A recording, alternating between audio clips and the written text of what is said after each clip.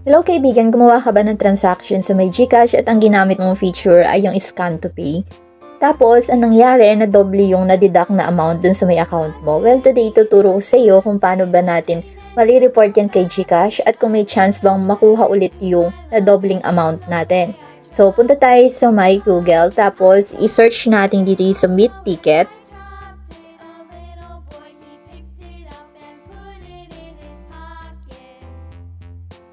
So, dito, itap lang natin itong 3 dash. Tap natin yung contact us. And dito sa may babay, chat with Gigi. Tap lang natin yan.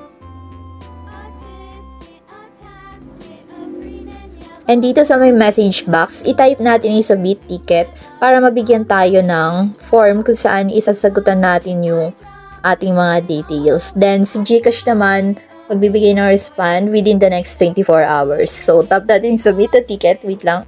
Ay. Excuse me. So, dito yung email address ng ating account. Ilalagay natin registered full name. Tapos, yung ating mobile number na nakaregister dun sa ating account. Then, dito sa may concern category, ito yung hanapin natin dito yung problem na na-encounter natin. So, tayo ay gumamit ng scan to pay. So, ito yun. Tap natin. So, ito na yun. I was deducted more than once for a single transaction. Kung single transaction lang naman yung ginawa mo sa account mo, pero more than one yung nangyaring deduction, kailangan talaga natin i-report yan. So, i-select na natin yan. So, dito ilalagay niyo yung reference number ng transaction, okay? Then, yung amount. Magkano ba yung amount, okay? Tapos, yung date ng transaction, importante yan, ilagay nyo dito. And makikita naman lahat yan dun sa ating history. So, check nyo na lang history ng GCash nyo. So, how did you scan the QR code? Ito ay optional lang naman, pero may pagpipilian din naman dito. Ikaw ba yung nag-generate ng QR code? Or in-scan mo yung QR code from a terminal or POS? Or nag-scan ka ng QR code from standee or printout?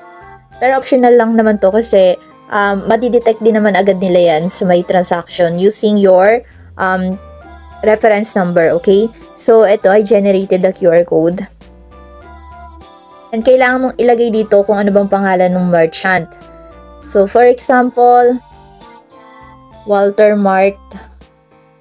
Ayan. And dito, mag-add ka lang dito ng additional information. So, pwede mong ilagay dito na, yun nga, nabawasan ng 2 beses yung balance mo sa iyong GCash account. Tapos dito mag-a-add ka lang ng file. So, kailangan may ipapakita mo ditong file or picture is makikita yung register number ng GCash mo dun sa may settings ng device mo.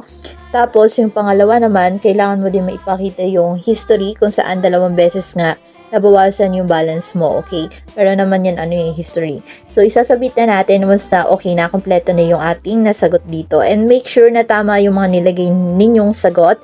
Dahil mag-i-investigate din naman si GCash at kapag napatunayan nila na nadoble nga yung nabawas sa'yo, malaki chance na may ibalik yung pera, okay? Pero depende rin yan kung gaano na ba katagal yung transaction, okay? So hanggang dito na lang ang video natin and stay around kaibigan.